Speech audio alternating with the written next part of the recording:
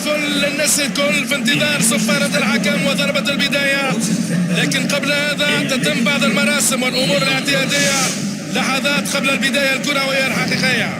طابت أوقاتكم. معكم رؤوف خليف في التعليق على مباراة اليوم. برشلونة يسمح اليوم لخطف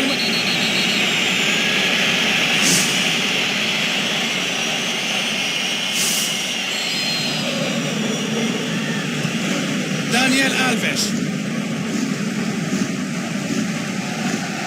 يوزعها إلى المنتصف. سيرخيو بوسكيتس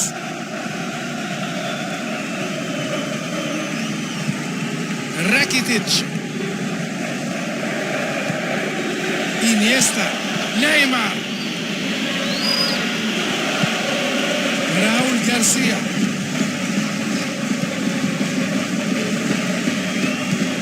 أدوريس ميكيل سان خوزي. كرة على الجانب، ستذهب الكرة إليه. ها هو نيمار يرسل كرة طولية إلى المساحة الفارغة، لكن واجهها بشكل رائع. كرة طولية إلى الأمام. راؤول غارسيا سوسايتا كلا لم ينجح. دانيال ألفيش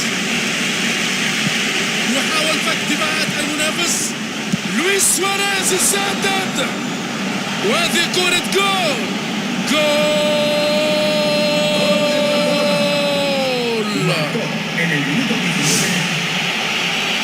أن يكون هذا الهدف طريقهم إلى المجد. كان التفاهم رائع، وكان بينهما توارد خواطر مثالي لتحديد توقيت تحرك اللاعبين.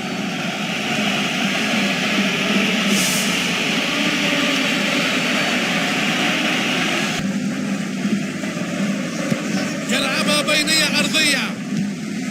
ميكيل سان خوزي، جدار دفاع رهيب، تركيز دفاعي مرعب.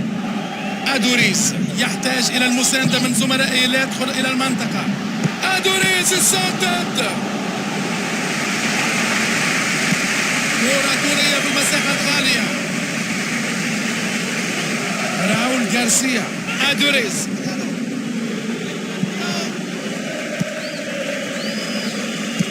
كرة طولية إلى الأمام. افتكاك مميز خلصهم من الخطر. يلعبها طولية.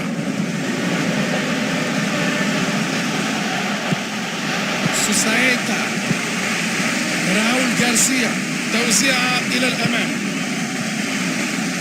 كرة على الرواق. مونيي وتلعب عرضية أخرى. هذه الكرة تدخل المرمى. جول.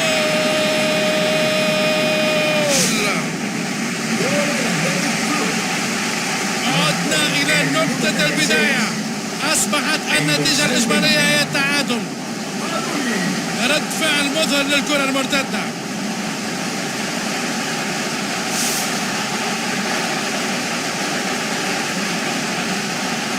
سان خوزي، هل سيمر إلى الداخل؟ لديه فرصة جيدة.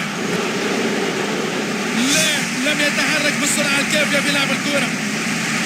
نعرف جميعا قدراته. أظن أننا نشاهد موهبة خاصة جدا هنا. لاعب يمكنه تغيير نتيجة المباراة بمفرده.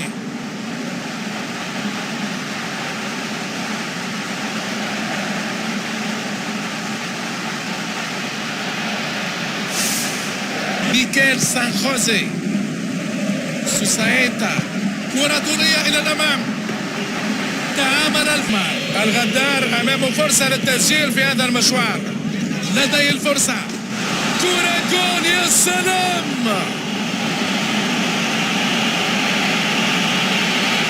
وهكذا لماذا أصبحوا متفوقين في النتيجة الإجمالية؟ ببساطة هذه التسديدة لا تصد ولا ترد.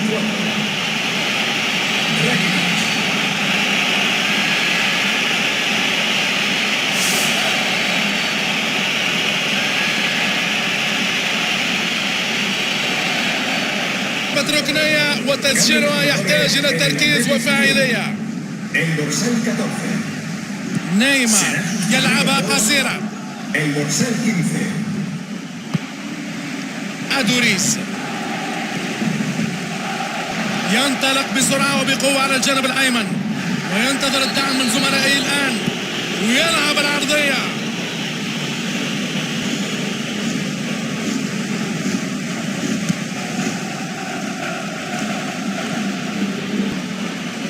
المباراة تمر بسلام على الفريق الفائز هنا. على بعد لحظات الأحداث بعد 90 دقيقة من اللعب دون أهداف. هل سنشاهد أي أهداف في النصف ساعة الإضافية التالية؟ أعتقد أن تسجيل الهدف لا يتطلب سوى لحظة واحدة من العبقرية. أي الفريقين سيتمكن من تحقيق هذا؟ تحولت المباراة إلى الوقت الإضافي بصورة مثيرة قبل نهاية الوقت الأصلي بقليل. هل يمكنكم استعادة الهدوء والبحث عن تحقيق الانتصار الآن؟ يلعبها توريا.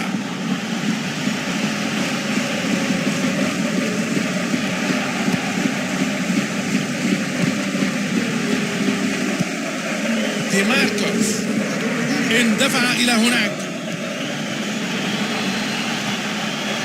هل يمكنه تسجيل الهدف؟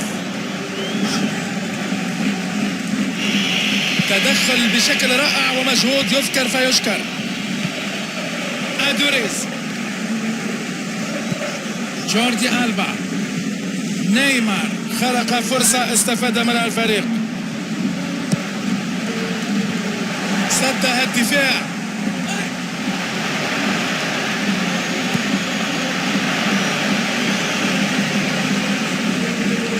تغيير اللعب على الرواق.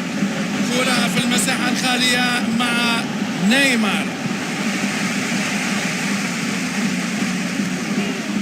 بوسكيتس يصاب وفرصة ضايعة منهم.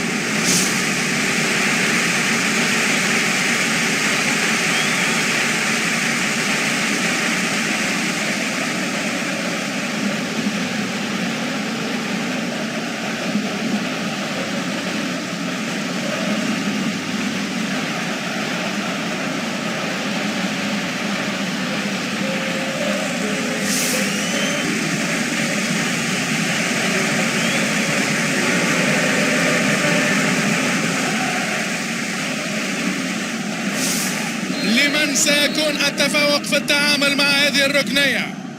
يلعبون ركنية قصيرة. راكيتيتش يسدد. هذه كرة في الشباك. في الشباك جول.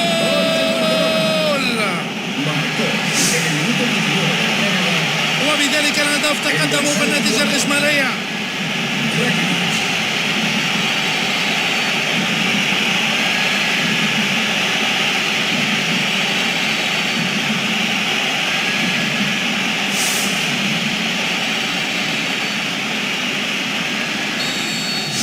متفوقون بفارق هدف واحد.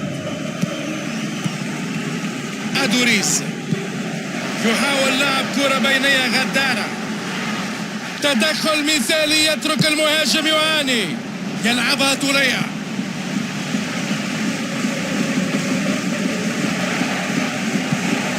إتوراسبي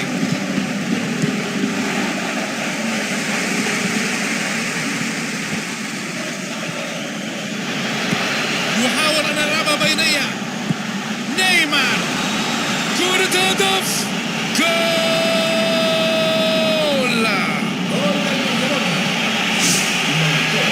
لقد خطوا خطوة واسعة نحو الفوز بمباراة اليوم.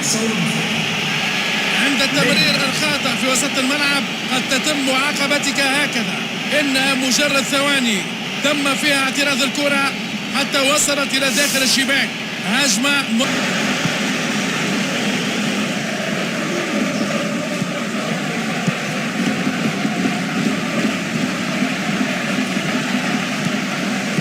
يحاول فك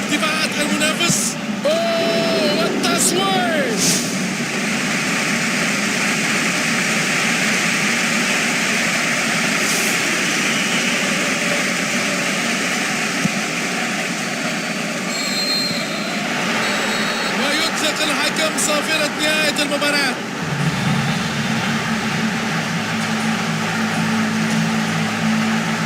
وهي اللحظة المنتظرة، إنهم الأبطال لقد فعلوها أخيرا اليوم وبعثوا الفرحة الكبيرة في قلب مدربهم وبالتأكيد في قلوب جماهيرهم، وكذلك بالتأكيد ستحتفل الجماهير بهذه البطولة.